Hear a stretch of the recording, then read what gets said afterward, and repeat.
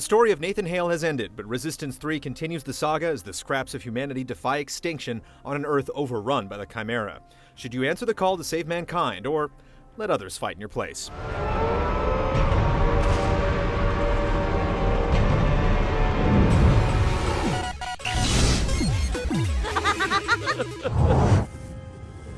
4 years after the end of Resistance 2, the human race has been defeated in war, but yet clings to survival as a new vaccine prevents the Chimeran virus from converting the remaining population.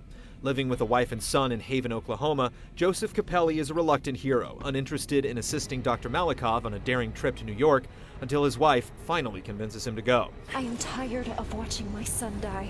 It's this sense of connection that distinguishes Resistance 3 from the detached military affairs of previous games. Capelli has something personal at stake, and the pockets of humanity he encounters along the way have all found different ways to cope with being constantly hunted by the enemy.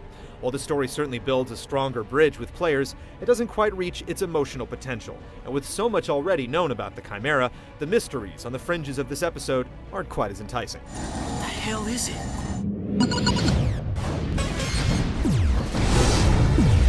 Look, Joseph. Straight ahead. A Kraken. Resistance 3 has a well-paced campaign that lasts roughly 8 hours, continually changing things up, whether through new weapons, enemies, or situations. In one area, you'll creep through the woods searching for cloaked snipers, and soon after, you'll be unloading shotgun rounds into a seemingly endless rush of Grims. The changes flow naturally through the game's broader context, and the regular introduction of new elements keeps it from ever growing stale. In addition to the typical extras like art and blooper reels, completing the campaign unlocks cheats to let you mess around or create more challenge in your next playthrough. You can turn on regenerating health, carry any weapon irrespective of mission restrictions, or give better weapons to your enemies, giving you a bit more replay incentive, in addition to simply raising the difficulty. It's shooting through the walls! The game also features cooperative play in both online and split-screen flavors. This time there's no additional co-op content, just the chance to bring a friend through the main campaign, fighting together and reviving each other when you fall. However, playing in split screen can be a little rough, as the visual performance doesn't hold up nearly as well. Multiplayer has been scaled back to 8-on-8 battles in fairly standard game modes. In addition to Deathmatch and Capture the Flag, there's Breach, which requires one team to destroy the opposing team's generators, and Chain Reaction, which is a tug-of-war competition for a line of capture points taken in succession. The campaign's health kits are tossed out in favor of regenerating health, and players who rack up kill streaks are rewarded with temporary perks like invisibility, the infamous auger that shoots through walls, and the ability to mutate into an armored beast of destruction.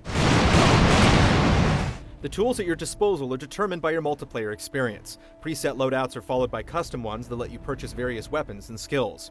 Each player has access to 2 abilities with cooldown timers, allowing you to do things like spot enemies for your team or create bubble shields.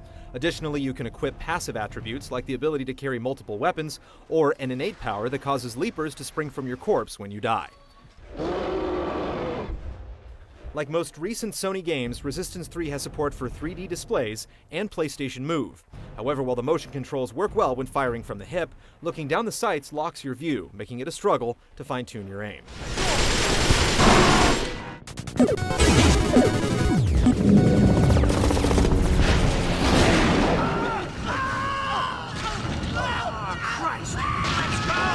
Resistance 3 moves away from the giant set-piece monsters of its predecessor in favor of more intimate duels with groups of infantry. That's not to say, however, that there aren't a few bosses. Among other things, you'll face off against dropships, spider-like widowmakers, and a burrowing creature that goes by the name of Satan. The campaign also shrugs off regenerative health in favor of green health canisters. The pickups aren't scarce, but they're spread out enough to create a sense of tension and reinforce the need to play carefully. Insomniac also rightfully focuses Resistance 3 on its greatest strength as a studio, making cool guns. A weapon wheel grants access to your full arsenal, and in addition to old standbys like the Auger and the Magnum with detonating rounds, there are several new toys to play with. The Cryo Gun freezes enemies in place, allowing you to shatter them with a melee attack or a concussive blast from the gun's alt-fire. Then there's the Atomizer, an amazing device you'll want to pull out when you're swarmed in close areas. The main fire electrocutes any creature in short range, while the alt-fire creates a gravity well that drags enemies in from all directions and crushes them like a mini black hole. Each of your weapons can level up twice with use, which results in new bonuses for your favorite guns. Level 2 marksmen and Deadeyes get improved scopes, while a level 3 shotgun can blast out an impressive wall of fire. Several of the new enemy types complement your arsenal and bring new dimensions to firefights. The armored plates of rushing brawlers can be blown off with the Magnum sticky explosive rounds, while jumping long legs are a good excuse for using the Bullseye's homing tags. The toughest moments come as you face mixed groups with different strengths, but it does take time for the challenge to ramp up, so Resistance veterans may want to start with the hardest difficulty setting.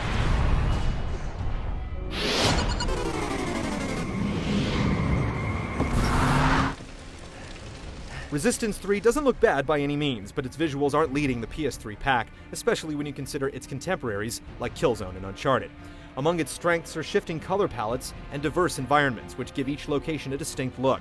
Dust and wind effects blow across the ground when dropships come in, and the game is quite a bit more violent than its predecessors, with Chimera exploding in gouts of blood and unfortunate souls having their heads ripped off. Facial animations are stiff, however, even during clear shifts to pre-rendered cutscenes.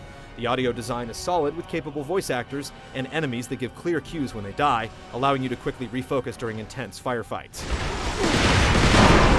The soundtrack sticks to a characteristic orchestral score, creating an atmosphere that mixes military and horror themes.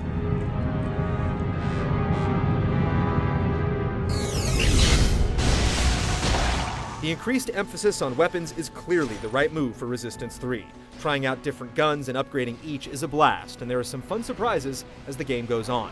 Despite some neat boosters and abilities, the multiplayer doesn't do much to stand out, but the variety and pacing of the campaign makes it the best in the series so far.